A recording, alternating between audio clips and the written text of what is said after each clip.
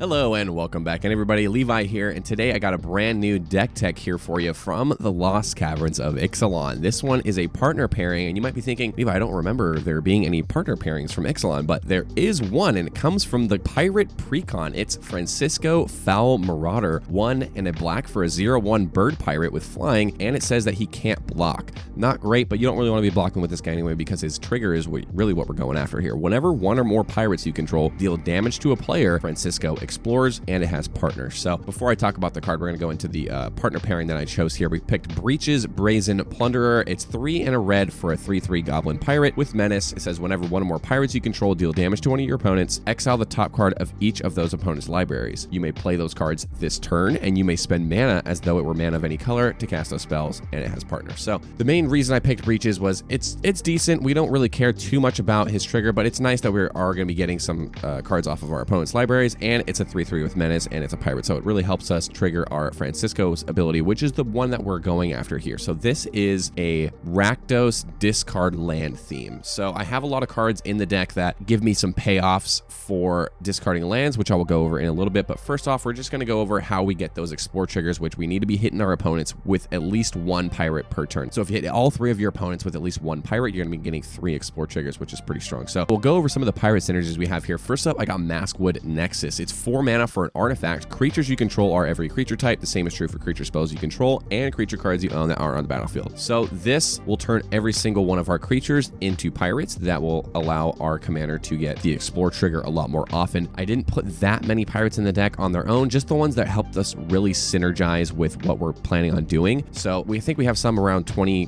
creatures or so, and about 10 of them are pirates. So 10 of them are not, and if you have your Maswood Nexus out, it's really going to help out getting those explore triggers. So we'll go over some of the other pirates I got here. Impulsive Piller is the first one here. It's a 1-drop, 1 red for a 1/1 goblin pirate. When it dies, you create a treasure token and it has Encore 3 and a red. So I really like this guy because you can get him out on turn 1. You get your Francisco out on turn 2. Swing with the Impulsive Piller on somebody who doesn't have a blocker, which is pretty common. On turn 1, not everybody's going to have a blocker, so you get that out, and then you start exploring right away. So get that engine going really early before somebody can stop your plan by, obviously when you have a combat damage trigger as your main plan, it's kind of hard to get that going, so you're going to need to do it early. So a way that we can almost guarantee get those triggers is with a card like Daring Piracy. It's 2 and a red for an enchantment. At the beginning of combat on your turn, create a 1/1 red pirate creature token with menace and haste. You exile it at the beginning of the next end step. So what I really like about this guy, it comes out on turn 3, so you play your Francisco turn 2, this on turn 3, and on turn 3, beginning of combat, remember, it's not at beginning of your upkeep, it's beginning of combat, you get that 1/1 with menace and haste. So not a lot of people are going to be seeing this coming. You put your Francisco out turn 2, Daring Piracy, create a 1/1 with menace haste, then hit somebody you get to explore. So I really like these early game plays like Daring Piracy and Impulsive Piller. We also have some other 2-drops I won't really go into. But next up, I'm going to be going over some of the payoffs in the deck. Most of the payoffs are for things that we've discarded, but there's a lot of different styles of payoffs that we got here. So first one I'm going to talk about is an all-star in red discard decks. It's Surly Badgersaur, 3 and a red for a 3/3 Badger Dinosaur. Whenever you discard a creature card, you put a 1/1 counter on him. Whenever you discard a land card, you create a treasure, and then whenever you discard a non-creature, non-land, it fights up to 1 target creature you don't control. So you don't really want to be doing that one because that one's not a May. If you end up discarding a non-creature, non-land, it has to fight something. So you want to hope that they have a 2/2 or less so your Badgersaur doesn't die, or just don't discard those cards at all. Since the main card we are going to be discarding is lands, this will give us that temporary ramp by giving us that treasure token that we can spend on some other spells a little later. Get that treasure off of your Surly, and then you keep going. And next up, we pretty much got like the centerpiece of this deck, like the main way we're going to be hopefully dealing with other people's boards and other players in general. It's Seismic Assault. It's the red for an enchantment. You discard a land card. Seismic Assault deals 2 damage to any target. So this one doesn't cost any mana. It doesn't force it to tap. You can do this as many times as you have lands in your hand. So getting this one out early and protecting it is one of the key pieces of this deck. I have some protection spells I'll go over a little bit later just to pretty much get back our Seismic Assault if it ends up dying, because this one's a really strong one. If you have 3 or 4 other payoffs and you have Seismic Assault out, you can get those triggers left and right for however many times you've been exploring and getting those lands in your hand. Speaking of exploring, we have Tomb Robber. It's 2 and a black for a 1/1 human pirate with menace. Again, a small pirate with evasion is always nice because it triggers our commander. Also, it says pay 1, discard a card, and Tomb Robber explores. So even if we don't want to attack with this guy because there's no clear line to our opponents, we can always explore with this guy on his own, so we can get those extra triggers if we need to. You pay 1, discard a land, it explores. It's another land you put in your hand, and you keep going however much mana you want to put into this. Another all-star in this deck, we got Inti Seneschal of the Sun, 1 and a red for a 2/2 human knight. Whenever you attack, you may discard a card. When you do, you put a 1/1 counter on target attacking creature and it gains trample until end of turn. So just this ability alone is really synergistic with our commander, since our commander needs a combat damage trigger. However, he is a 0/1, so we need to buff him up a little bit. So if you have turn 2, you put your Francisco out, turn 3, you put your Inti out, swing with your commander, and when you attack, you may discard one of your cards, and then you put a 1/1 counter on your Francisco, then he can himself explore. Also, it has another line of text here. We got whenever you discard one or more cards, exile the top card of your library. You may play that card until your next end step. So this one is really good. You know, since we're discarding lands, you discard one of your lands, you flip the top into another land, you get to play that, or you turn your lands into extra card draw. So there's just a lot of extra value you can get from discarding lands. You know, you discard your Seismic Assault, your Surly Battlesword triggers, you get a treasure, your Inti triggers, you get an Impulse Draw. I love all the little value pieces that go into a deck like this. I really think it's really fun. Another one here, Enterprising Scallywag, another new one, 1 and a red for a 2/2 Goblin Pirate, again another pirate. At the beginning of your end step, if you descended this turn, you create a treasure token. So you descend when you have a permanent card enter your graveyard from anywhere. So when you have this guy out, you're going to want to be saving at least one discard for your turn. You can do it on other people's turns too, but you want to be able to get this trigger on your end step, so you have to always make sure you have something to discard on your turn, a land or whatever you're going to be discarding, to get that treasure token guaranteed no matter what. Another great one here, Currency Converter, 1 mana for an artifact. Whenever you discard a card, you may exile that card from your graveyard. Then you can pay 2 and tap it to draw a card and then discard a card. Not the one we'll be using that often, but you could if you need to. The third ability is the best one here though. You tap, you put a card exiled with Currency Converter into your graveyard. If it's a land card, which it most likely will be, you create a treasure token. If it's a non-land card, you create a 2/2 rogue. So if you need some blockers, you could do the non-land card, but for the most part, you're going to want to be doing the land cards, getting more treasures. So there's several cards in the deck that when we discard one of our land cards, we're getting a treasure. So we get a whole bunch of treasures just off of doing our lands, and then we can do more things with that kind of mana. Next up, I'm going to go over some of the draw in the deck. Since we are in a land discard deck, this is a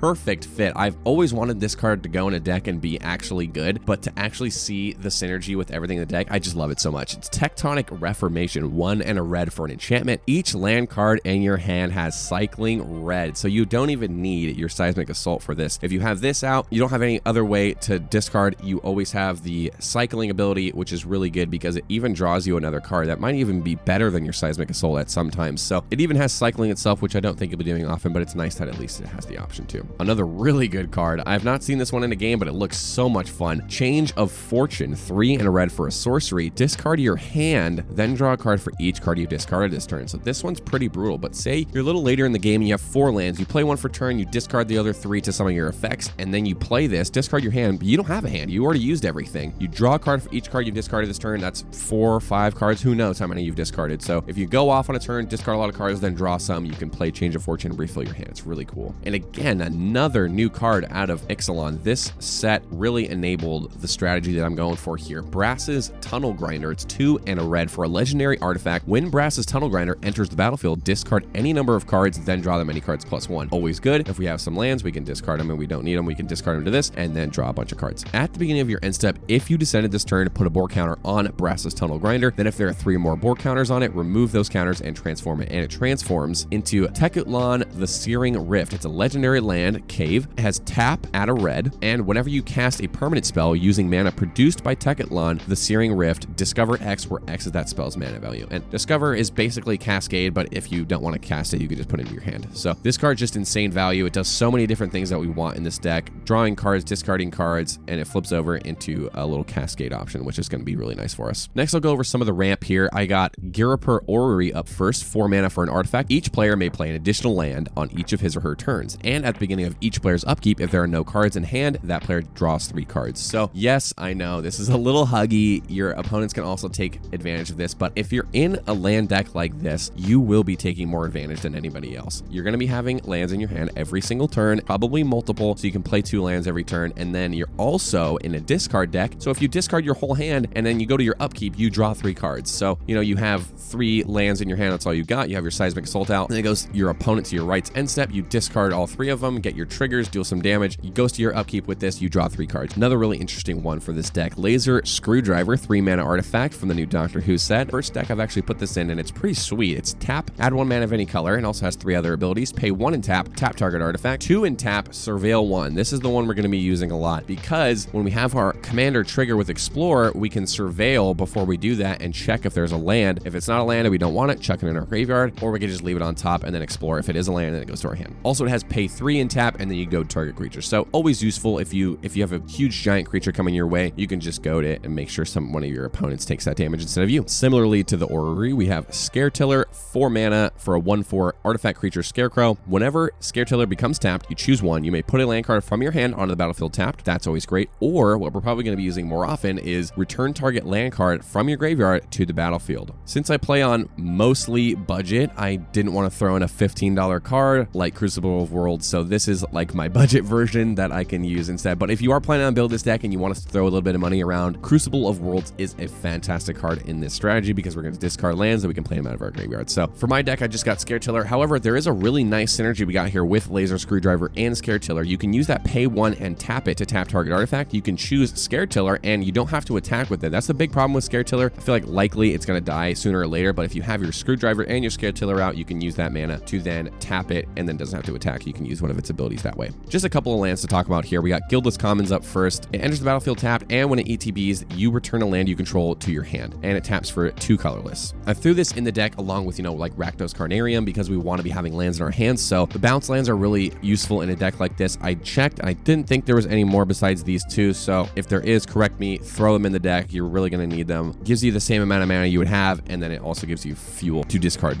some of your other effects. Another great one here, Terrain Generator. Tapped, add a colorless, or you can pay 2 and tap, and you put a basic land from your hand onto the battlefield tapped. Since we're in a land theme like this, I'm not sure exactly on the ratio, so I kind of put it on the higher side. I put 43 lands in this deck. There's 15 mountains and 15 swamps, so chances are we're always going to have a basic land to use with our Terrain Generator in our hand so we can get multiple land drops per turn. And last but not least, I'm going over some of the utility in the deck. It's just some cards that don't really fit in any other categories, but are really crucial for what our deck is doing. First up, I'm going to go over Shadow of the Grave, 1 and a black for an instant. Return to your hand all cards in your graveyard that you cycled or discarded this turn. So, you have a big turn, draw a bunch of cards, you discard them all to your Seismic Assault, get a bunch of treasures off of it, shoot a bunch of things, then you pay 2 mana for your Shadow of the Grave and get all 5, 6, 7 lands that you just discarded back to your hand, and you can do it all over again. This could be a game-ending card with some of your other synergies that we have going in the deck. I really like this one. Like I was talking about earlier, we have some ways of protecting some of our pieces. We have Salvager of Ruin. It's 3 mana for a 2/1 artifact creature construct. So you can sacrifice the Salvager of Ruin, choose target permanent card in your graveyard that was put there from the battlefield this turn, and then you return it to your hand. So you just have this on board, and say someone goes to destroy your Seismic Assault or one of your other key pieces, you can sacrifice the Salvager and get that card back to your hand. Since there's not really many ways, or any that I found, in Rakdos that gets back enchantments, I really like this option for just like a little one-off in case you need it. Really good fit in this deck. Port Razer, 3 red for a 4/4 Orc Pirate. Whenever Port Razer deals combat damage to a player, untap each creature you control. After this combat phase, there's an additional combat phase, and it can't attack a player it has already attacked this turn. So since we're in a combat damage deck, multiple combats is obviously just gonna escalate our plan even further and faster, and it's a pirate itself, so if you can get this guy in along with 2 other creatures, you're gonna be exploring 3 times, then you do it again, another combat phase, you explore another 3 times,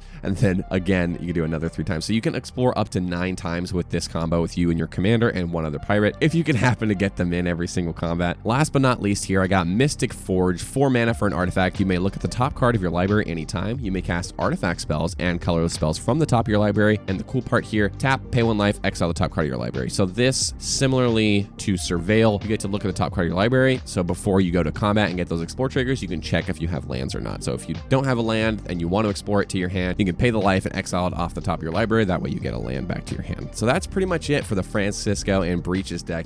I just stumbled upon this card last night, and I was thinking about it. I was like, man, this doesn't really seem that good. But then I really thought about all the cards that work well with discarding lands, and then Francisco drawing you a bunch of lands for free, and there is some options, even if you're not in green, to get extra lands into play. So I like this weird Rakdos lands deck that I got going. I'm actually thinking about putting this one together in paper. It's probably going to take out some of the more expensive options like Bone Miser, because I don't really want to be dropping $8 on it, but God, it's such a good card if you do. That's pretty much all I got for today though, guys. If you guys want to check out the full deck list, I'm going to have my Archidect link as the first link in the description if you guys wanted to check it out. Thank you guys so much for watching. Please subscribe or comment down below if you'd like to see more deck techs from me or more videos in general, and thank you guys so much for watching. I'll see you guys in the next one. All right, take care.